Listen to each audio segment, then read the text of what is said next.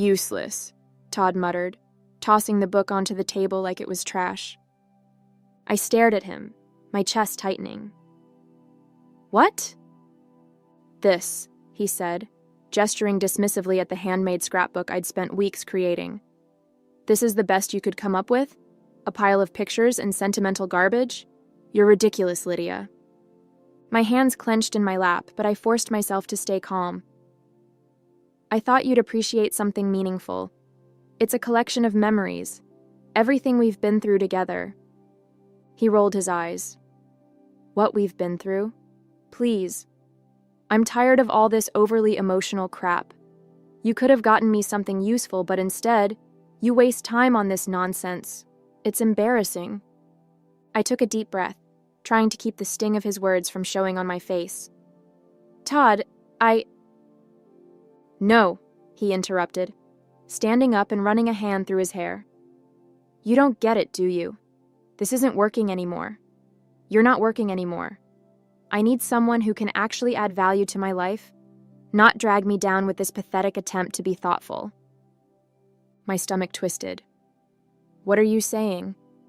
He smirked, crossing his arms. I'm leaving you, Lydia. I've met someone else, Mara. She's 20, exciting, and she actually knows how to have fun. Unlike you. His words hit me like a punch to the gut, but I refused to let him see the impact. And you think this is the right way to tell me? I asked, my voice trembling but steady. After I put my heart into this? He laughed, a cold, dismissive sound. Your heart? That's the problem, Lydia. You're all heart and no substance. I deserve more. I sat there in silence for a moment, his words echoing in my head. And then, to my own surprise, I started to laugh.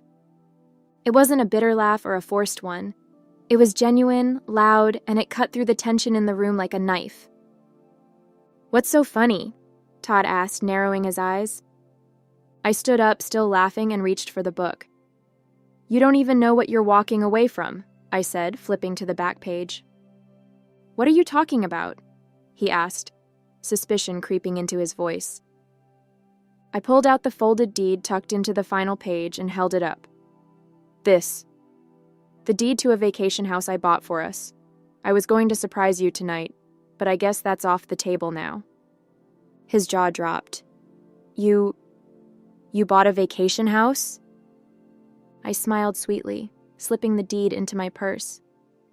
Looks like Mara won't be enjoying that, will she? Todd's face twisted into something between disbelief and panic. For the first time all evening, he was at a loss for words. You bought a house? He finally stammered, his smug confidence crumbling. Since when do you make decisions like that? I tilted my head, my smile never wavering. Since I realized I can't depend on you for anything meaningful, Todd. While you were busy finding excitement with a 20-year-old, I was building a future. For us. Silly me for thinking we wanted the same things. He opened his mouth to retort, but closed it again, his eyes darting to the book still lying on the table. It was as if he were trying to figure out how this had slipped through his fingers. You're overreacting, he said finally, though his voice lacked conviction.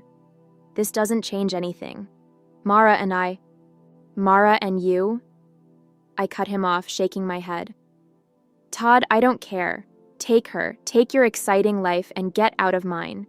You've made it abundantly clear where I stand. I walked out of the living room and into the bedroom we once shared, the sound of Todd's sputtering excuses following me. As I packed a small overnight bag, I could hear him pacing, probably trying to figure out how to salvage the situation without admitting he'd completely miscalculated. I paused for a moment, staring at the photos on the dresser, wedding pictures, trips we'd taken, moments that once seemed so full of promise. They felt like relics from another life, one I'd been clinging to for far too long. By the time I returned to the living room, Todd was standing by the door, his arms crossed in what I assumed was an attempt to look composed. You're really just going to leave? He asked, his tone incredulous. I am, I said simply, brushing past him. This is ridiculous, he snapped. You're being petty, Lydia. You'll regret this. I paused at the door, turning back to face him. Maybe. But at least I won't regret staying in a marriage where I'm nothing but a punchline to you. With that, I stepped outside, the night air cool against my face. I felt the weight of Todd's expectations lift off my shoulders. As I drove away, the deed safely tucked in my bag, I realized I wasn't leaving with just my belongings. I was leaving with something far more valuable, the clarity that I deserved better. Let Todd have his fun. I was done playing the part of the loyal wife in his selfish little game. I drove straight to Grace's house. She was the only person I could think of who would truly understand what had just happened without judgment. When she opened the door, she took one look at me and frowned. What did he do this time? Can I come in? I asked, my voice steady but tired. She stepped aside, waving me in. Of course, kitchen or living room? Kitchen, I said, knowing she'd already be reaching for the wine. Minutes later, we were seated at her small kitchen table, a glass of Merlot in front of me and her undivided attention across from me. So, she said, leaning back in her chair. Spill. I took a deep breath, recounting everything, from the scrapbook to Todd's cruel words to his grand announcement about Mara. By the time I got to the part about the vacation house, her jaw had dropped. He called you useless after all you've done for him, she said, her voice rising with indignation. And then had the audacity to tell you he was leaving for some 20-year-old? Are you kidding me? I shook my head, swirling the wine in my glass. Nope, that's Todd. Always so self-assured, always thinking I'd just roll over and accept it. But you didn't, Grace said, a smile breaking through her anger. You walked out. You took back the house. And honestly, Lydia, good for you. Hearing her say it out loud made something inside me shift. I hadn't just walked away from Todd. I'd walked away from years of trying to be someone he could appreciate, someone who would never be enough for him. What now? Grace asked, snapping me out of my thoughts. I don't know, I admitted. I've been so wrapped up in making our marriage work, I don't even know who I am outside of it. Grace reached across the table and placed a hand over mine. You figure it out, one step at a time, but first you stay here tonight. No arguing. I smiled. Thanks, Grace. Later that night, as I lay on the couch in her living room, I felt the exhaustion of the day finally catch up to me. But beneath the tiredness was something else. Relief. Todd was no longer my problem. For years, I'd bent over backward to make him happy, and now I didn't have to. I didn't know what the future held, but I was excited to find out. The morning after I left Todd, I woke up in Grace's living room to the sound of my phone vibrating relentlessly on the coffee table. Groaning, I reached for it, squinting at the screen. Missed calls. 6. Text messages. 14. All from Todd. I unlocked my phone, scrolling through the barrage of messages. Where did you go? We need to talk. You're being childish, Lydia. You can't just walk away like this. The last one made me laugh bitterly. Walk away? That's exactly what he'd told me he was doing last night. Grace wandered into the room, a cup of coffee in hand. Let me guess. Todd? Bingo, I muttered, holding up the phone. He's losing it. Well, what did he expect? She said, setting the coffee down in front of me. You don't get to treat someone like garbage and then act shocked when they stop putting up with it. I nodded, sipping the coffee. He's not used to consequences. He's always gotten away with everything, his arrogance, his selfishness. But this time he's not getting what he wants. Damn right he's not, Grace said, a satisfied grin on her face. Later that day I received another text, but this one caught my attention. I'll come by the house later, we need to sort this out. My house. He was still acting like it was his, like he had any right to come and go as he pleased. I thought about replying, telling him to stay away, but then I remembered something Grace had said the night before. Let him stew in it for a while. Instead, I ignored the text and spent the day with Grace, helping her with errands and catching up on parts of my life I'd neglected for years. By the time I returned to my house that evening, Todd's car was already parked in the driveway. I parked on the street, taking a deep breath before walking up to the door. He was pacing in the living room when I walked in, his expression a mix of anger and desperation. "You finally decided to show up," he said, his voice sharp. "I live here," I replied calmly, setting my purse down on the counter. "What are you doing here?" "We need to talk," he said, his tone softening. "This has gotten out of hand." I folded my arms, leaning against the counter. "What's gotten out of hand, Todd? The fact that I finally stood up for myself? Or the fact that you're realizing Mara isn't the prize you thought she was?" His jaw tightened, and for a moment, I thought he might explode. But instead, he sat down on the couch, running a hand through his hair. "Look, I made a mistake, okay? I wasn't thinking clearly. But we can fix this." I shook my head, a bitter laugh escaping my lips. "Fix this? Todd, this isn't a broken vase. This is years of you taking me for granted, dismissing everything I do, and expecting me to keep smiling through it." "Lydia," he started, but I cut him off. "No," I said firmly. "You don't get to decide when we fix things. You made your choice. Now, you can live with it." I grabbed my bag and walked upstairs, leaving him sitting there in stunned silence. The day after Todd's tantrum, I packed his things, left them neatly by the front door, and changed the locks. When he came back that evening, looking smug as ever, I met him on the porch with a firm expression and a folder in hand. "What's this?" he asked, glancing down at the papers I held. "Your things," I said, gesturing to the suitcase by the door. "And this is the contact information for the lawyer I hired this morning. You'll be hearing from her soon." His jaw tightened, but he still couldn't resist one last dig. "You're being ridiculous, Lydia. You can't handle life without me." I smiled faintly. "We'll see about that. Now get off my porch." He stared at me, his confidence finally faltering before grabbing his suitcase and stalking off. Over the next 2 weeks, Todd's absence felt like a breath of fresh air. The house was quieter, cleaner, but it felt like a home instead of a battlefield. I stayed busy, throwing myself into work, reconnecting with friends, and leaning on Grace for emotional support. She was thrilled to see me finally standing up for myself. "Good riddance," she'd said when I told her I'd kicked Todd out. "He was a leech, Lydia. You're better off without him." I knew she was right, but there were moments, quiet ones, usually late at night, when doubt crept in. Had I really done the right thing?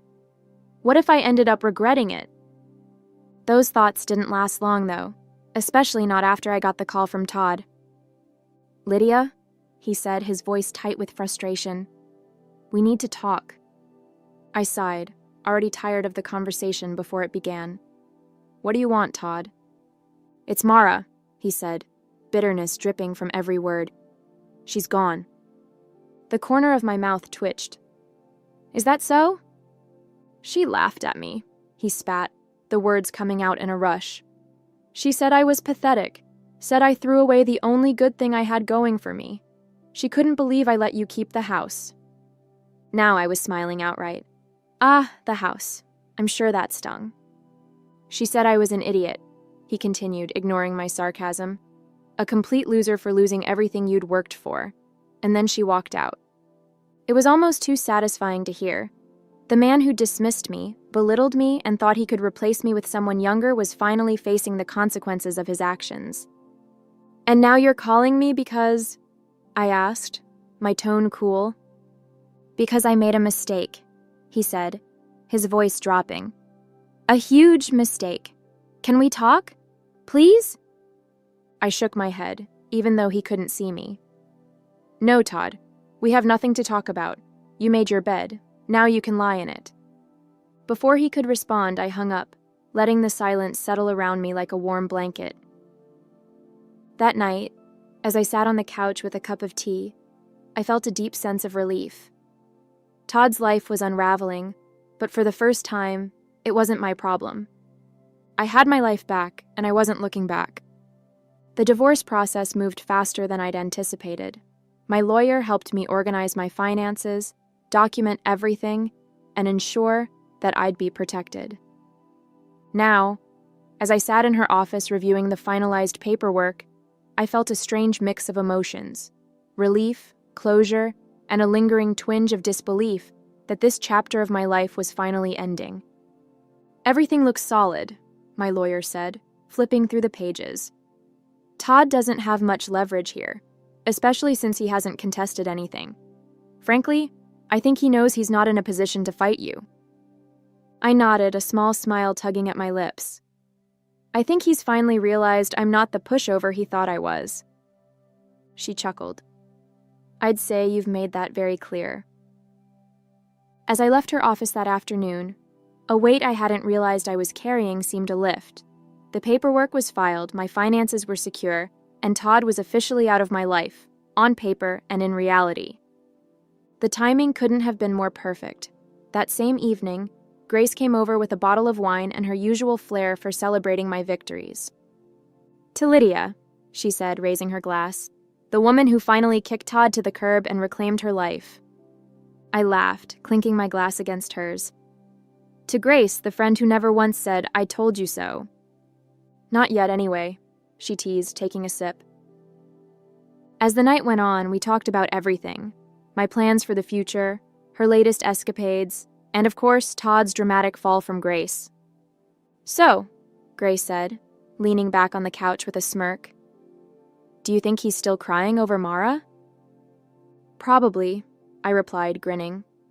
"But it's not like he has much else going for him. No wife, no house, no mistress. Honestly, I almost feel bad for him." "Almost," Grace said, laughing. That night, after Grace left, I sat alone in the quiet of my home, reflecting on everything that had happened. The old me, the one who bent over backward to keep Todd happy, who worried endlessly about his approval, felt like a distant memory. This new version of myself, the one who could laugh at his downfall and find joy in reclaiming my life, was here to stay. Todd had underestimated me, but I hadn't. I felt like I was exactly where I was meant to be. The weeks after the divorce were a whirlwind of change, but the chaos felt like mine to control. Without Todd's shadow looming over every decision, I found myself rediscovering the pieces of me that had been buried under years of his criticism and demands. It wasn't just about rebuilding, it was about thriving. One of the first things I did was visit the vacation house. For so long, it had been this abstract symbol of hope, a promise of something better for our future. But now, it was mine, completely untethered from Todd or his arrogance. When I pulled up to the property, nestled against the backdrop of a serene lake and surrounded by towering pines, I felt a rush of pride. I'd done this. I'd made this dream a reality. Not for Todd, not for us, but for me.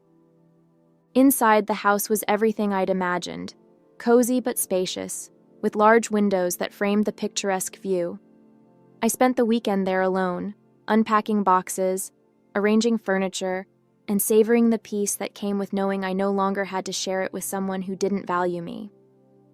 Grace came to visit the following weekend, bringing her usual brand of contagious energy. "This place is amazing," she said, spinning in a slow circle in the living room. "How did you keep this a secret for so long?" "I don't know," I admitted, laughing. "I think I wanted it to be perfect before I shared it with anyone. And honestly, part of me was afraid Todd would ruin it." "Well, it's perfect now," she said, plopping onto the couch.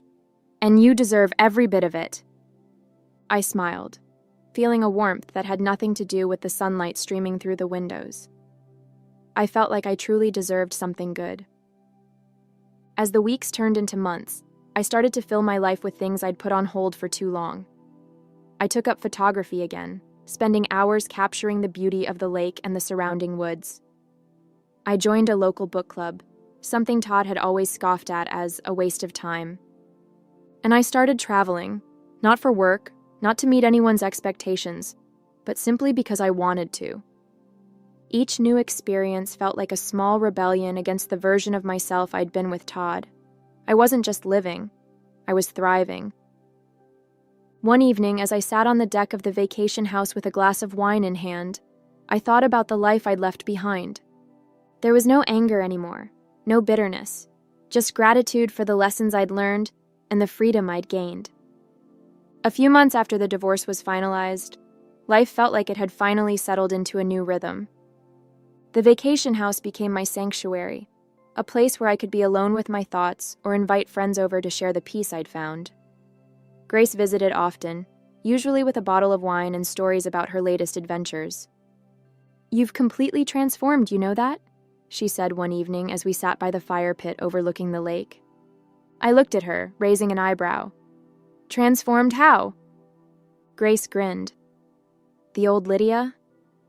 She would have been fussing over everyone else's comfort, worried about whether the cushions were fluffed or the glasses were filled.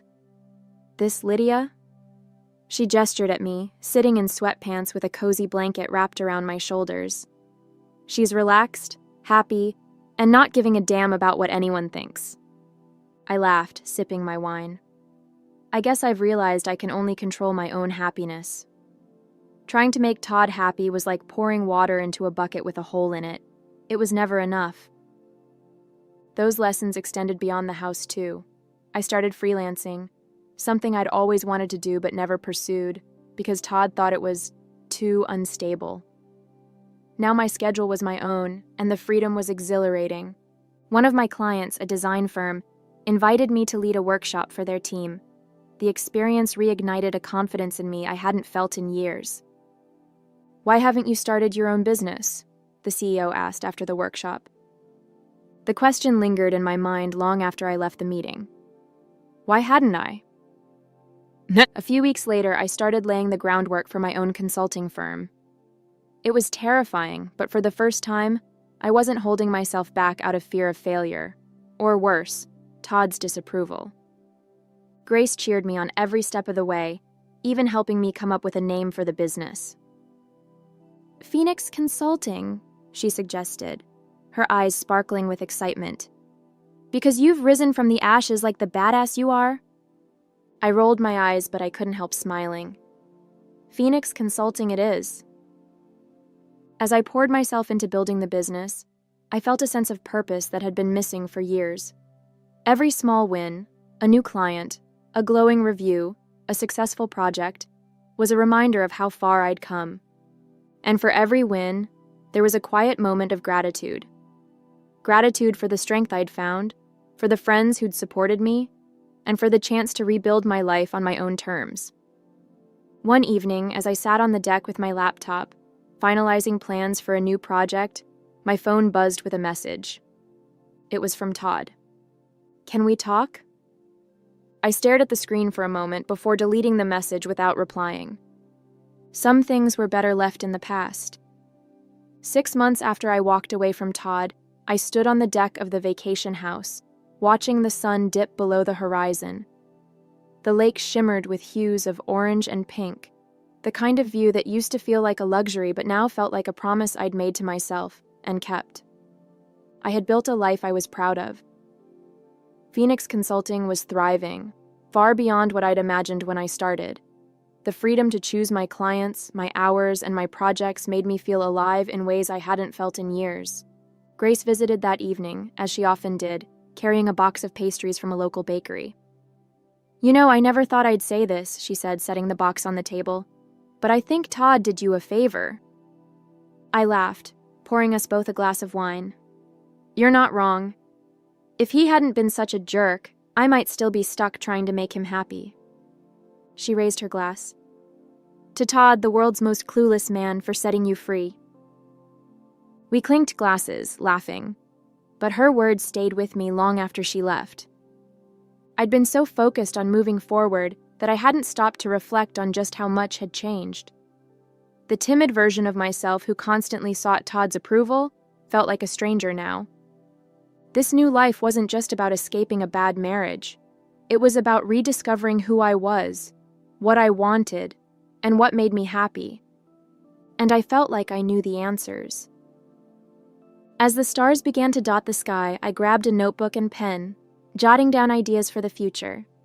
A new marketing strategy for Phoenix Consulting, a list of places I wanted to travel to next, goals I hadn't dared to dream of until now. Later, as I closed the notebook and looked out at the lake, I realized something. I wasn't just free from Todd's expectations. I was free from my own doubts, the ones that had kept me small and scared for so long. A month later, I received an email from one of my new clients. The subject line read, "Keynote Opportunity." Curious, I opened it and scanned the message. They wanted me to speak at an upcoming industry conference about my journey as an entrepreneur, highlighting the success of Phoenix Consulting. For a moment, I hesitated. Public speaking had never been my strong suit. Todd had often mocked me for fumbling over my words during casual conversations, let alone something as formal as a keynote speech. But this time, his voice didn't matter. I hit reply and typed, "I'd be honored to participate." Preparing for the keynote became a new focus, and with Grace's encouragement, I poured my energy into crafting a speech that felt authentic. "Don't sugarcoat anything," Grace advised. "Tell your story the way it is. Failures, triumphs, all of it. That's what people connect with." And that's exactly what I did. The day of the conference arrived, and as I stood backstage waiting for my turn to speak, I felt a familiar mix of nerves and excitement. When the host introduced me, I walked onto the stage to polite applause. Taking a deep breath, I began. "My name is Lydia, and a year ago I never would have imagined standing here. Back then, my life revolved around trying to meet the expectations of someone who didn't believe in me. But today, I'm here because I chose to believe in myself." As I spoke, sharing the story of how Phoenix Consulting was born from a place of rediscovery, I noticed heads nodding in the audience. People were leaning in, smiling, and even jotting down notes. I felt like my voice mattered, not just to me, but to others. After the speech, several attendees approached me to share their own stories of struggle and resilience. "You inspired me today," one woman said, her eyes bright with emotion. "Thank you for reminding me it's never too late to start over." Her words stayed with me as I left the conference, feeling more empowered than ever. That evening, as I sat on the deck of the vacation house, I thought about everything that had led me here. The heartbreak, the betrayal, the doubts. It had all been part of the journey. Todd was a distant memory now, his texts and calls long ignored. Mara had been right. He was a loser. But I didn't need validation from her, him, or anyone else. I had built a life I loved, one step at a time, and it was just getting started. This was my story now, and I was writing every word.